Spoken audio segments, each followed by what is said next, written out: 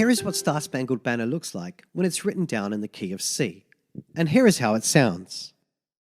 G, E, C, E, G, C, E, D, C, E, F sharp, G, G, G, E, D, C, B, A, B, C, C, G, E, C, G, E, C, E, G, C, E, D, C, E, F sharp, G, G, G, E, D, C, B, A, B, C, C, G, E, C, E, E, E, F, G, G, F, E, D, E, F, F, F, E, D, C, B, A, B, C, E, F sharp, G, G, C, C, C, B, A, D, F, E, D, C, C, B,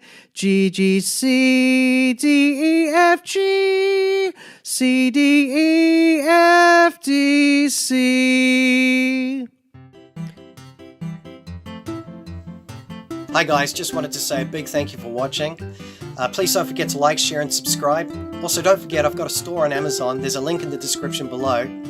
If you're looking for a new instrument, that would be a good place to start. Also I've got links in the description to lots of other things like my Facebook account, my Instagram, my Twitter. I'd love to catch up with you guys there. So until next time, stay tuned.